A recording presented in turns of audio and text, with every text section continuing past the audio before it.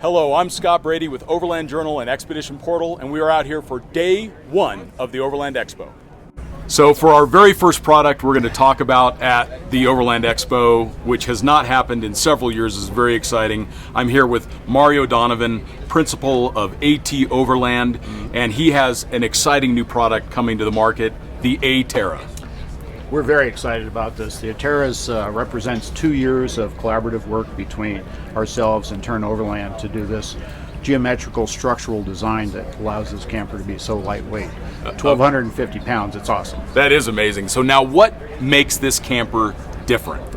What makes it different is it's all solid sides, there's no thermal bridges, it has everything you could possibly need, the best available technology used throughout it. And its weight, coming in at 1,250 pounds for a fully loaded camper, is unparalleled. Yeah, that's a game changer, because even though this truck has plenty of capacity, yes, you can make it perform better if you keep it lighter. Absolutely, absolutely. We clocked 14 miles to the gallon on 40-inch tires coming up the hill to Flagstaff. Amazing. So you can go on your favorite, most challenging trail, yep, and then have all the comforts of home when you get to the other side. Absolutely. And this is truly a four-season camper. It was designed and built with that in mind. So if somebody was going to do the epic overland trip across multiple seasons, they would be comfortable the entire way. And another question, do you have a way to fit this in a container? It looks like it would come off the tray bed pretty easily, yes, with the truck in a container. 4 bolts. 4 bolts, that's amazing. 4 bolts comes off. Now talk specifically about what makes this function as a 4-season camper, because there are very few true 4-season campers on the market. First of all, there are no thermal bridges within the structure itself. So if you were to take a floor camera around this, you would find that it's very consistent temperature all throughout. Double pane windows from Arctic Tern throughout the camper. We're using Vario heat, which is a very efficient propane heater.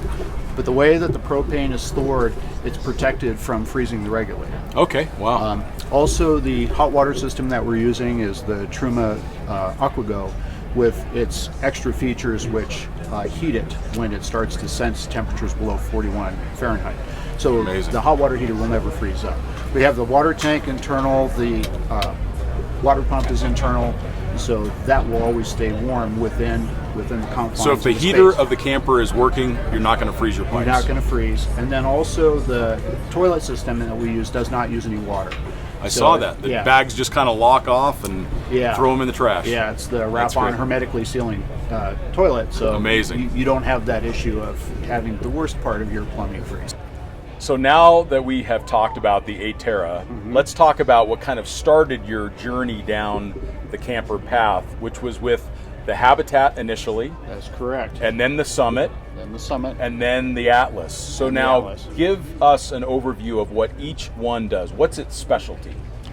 The Habitat, which was our first hopper, what it does is it multiplies the volume of the truck. So you can have it on a 5-foot Tacoma and you deploy it, and now you have a 15.5-foot living space. So nothing else does that. So that was designed to accommodate the family with kids, the short bed, 4-door Tacoma, right? Yeah. So that was the premise of that truck. The Summit was developed to be a more harsh weather type topper with a wedge shape. It sheds snow, wind. You could be in Patagonia, park it facing into the wind, and it's just going to blow over the top. Sure. 30-second deployment, fast. So great for the overlanders on the go. And does that make it a little bit lighter as well? It's a little bit lighter, yeah. Sure. Yeah.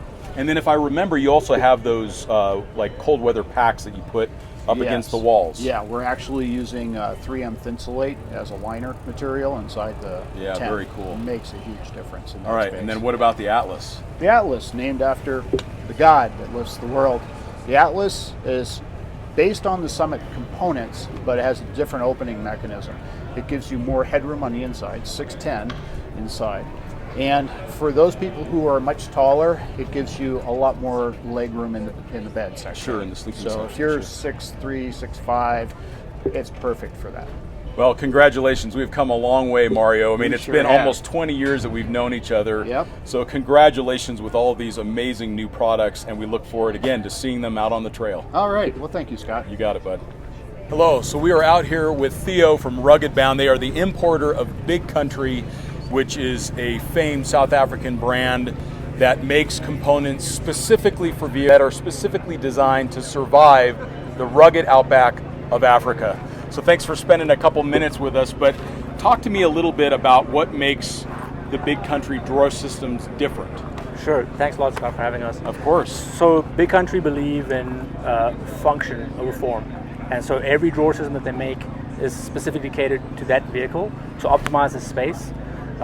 Mainly so because space is very critical when you're overlanding.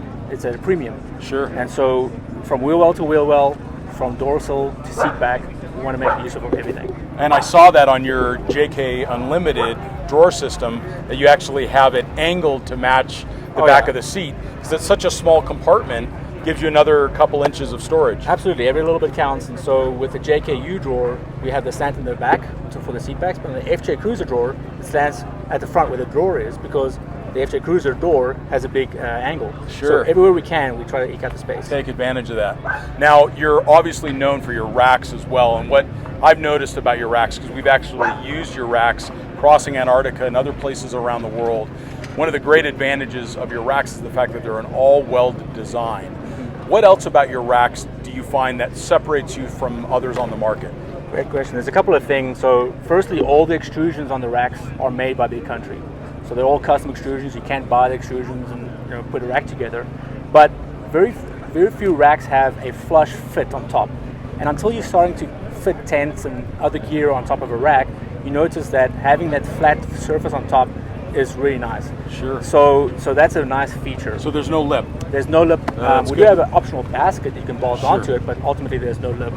And I also noticed that they mount very flush to the top of the vehicle too. You guys have done what you can to get it as flush as possible. Yeah, so the legs actually have an 1 3/4 variability to them. So you can raise the rack up to slide a table in there, or you can drop it down to a sleek fit. Ah, perfect. Well, congratulations on being here at Overland Expo and for bringing all these great products into the country. Hopefully at some point we'll actually bump into each other in Africa somewhere. Absolutely, looking forward to it. Thank you so much. All right, so we are out here with Field Van, and I've got Andrew and Johnny Feld, and they are making some of the coolest vans that we have here at the Overland Expo. Johnny, tell us a little bit about the models that you guys are manufacturing. All right, when we're standing in front of what we call the Classic, it's based on a Ford Econoline cutaway chassis. So we get the cab chassis, convert it to 4x4, put a body on the back, pop top, and then do the interior.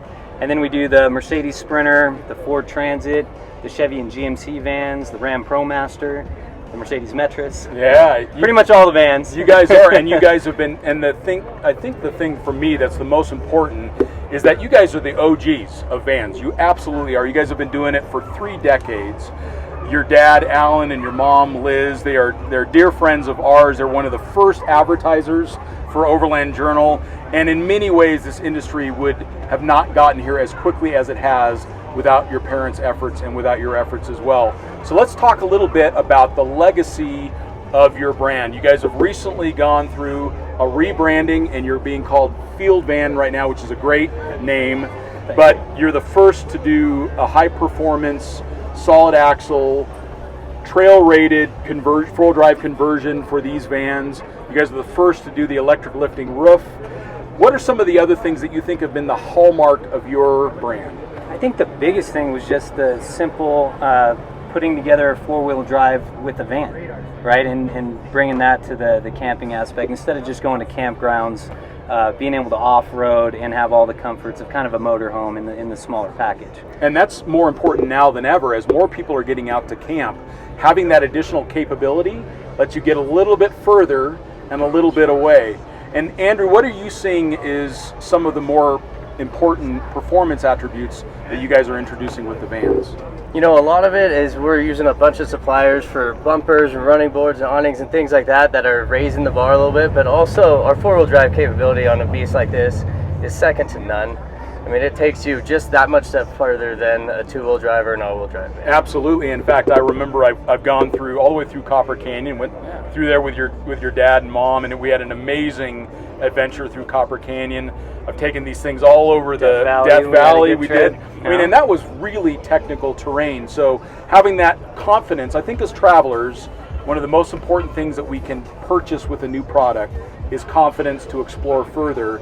And I just compliment Field Vans on always doing that. So you guys are doing a great job. Thanks, Scott. Well, what's coming up next? What's the new thing that we can see on the horizon for Field Van? Well, like Andrew says, a lot of it is working with the suppliers. It was great being out here at the expo. So there's always guys that are developing new products that we can incorporate into our builds. Whether it be the Dynatrack axles or the Illuminous bumpers, like Andrew was saying. Well, you guys are definitely one of the OGs of overlanding. Thank you. You've been around for a long time. Huge congratulations on the new brand. It's perfect. And we'll see you guys out there on the field. All right, Scott. Thank you, Andrew. All right, thank you guys so much. So I'm here at the Redarc booth with John, with their team, and we've got some exciting new information from Redarc. Tell us what you guys just launched today. Yes, today is a very exciting day for Redarc. It is the first day that we are offering solar to North America. Redarc Solar right here. Yes, we are extremely excited. We have 3 different types of solar products. We've got our folding panels, we have our fixed panels, and we also have our solar blankets. These are already really popular in Australia, and we're pretty confident that they're also going to do amazing in North America as well. Well, and it just complements this broad spectrum of electronics that you already sell to solve, power solutions for overland travelers. But now that you've got a solar blanket, which is really useful, for example, putting on the hood or on the windscreen of a vehicle, or you can take a rigid panel like this and mount it to the top of a camper. And then the folding units are just, you can move it from car to car, or even use it at your house. Yeah, the folding units are awesome because you can park in the shade, but you can go set it in the sun, so you're not hot, but you're also getting charged from solar. Yeah, they're great. That's a big solution. Well, congratulations on the new product. Anything else new that you guys have to Overland Expo this year? Mostly just the solar we're really excited about, and one of our blankets that we're most excited about, it's our red blanket. We actually have it on our truck right here. It is specifically designed to offer charge in low light conditions. So maybe you live in the Pacific Northwest, or maybe you're just hanging out where it's cloudy a lot. Yeah. And it will actually absorb all spectrums of light, so you can keep that charge going even if the sun isn't visible all the time. Oh, that's a great thing. So, well, thank you for launching these to the market. You guys build fantastic products, and we look forward to seeing what you come up with next. Yeah, we are too. All right, thank you, John. Thanks. So we're out here with 7P Overland and Nick Taylor, one of the founders of this organization. That's right. And tell us what 7P means. What does it mean, or what does it stand for? What does it stand for? So That's a fun one. Firstly, what it stands for is prior proper planning prevents poor performance. Depending how polite you are, what that 5th P is, but the idea being is, what it's like if you have a company and getting a name can end in a lot of discussions and arguments, maybe. Sure. But that was what we decided, and kind of reflects some of the values and the philosophy that we believe in. We've all taken the shortcut home in the dark and the mud, but like planning ahead and being prepared for that kind of stuff, that kind of reflects our philosophy as well. Well, and you guys are the training company that we recommend more than any other, and it's not that other ones don't do a good job. What sets 7P apart in my mind is you are a consortium of trainers.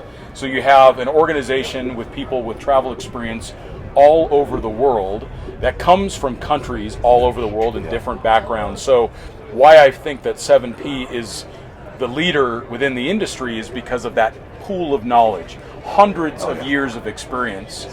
And in my mind, that says a lot about who you are. But tell me a little bit about what services you offer. Yeah, well, centuries of experience for sure, and we do Centuries. draw on that I background. forgot Duncan was part of that. Hi, Dunk. Sorry.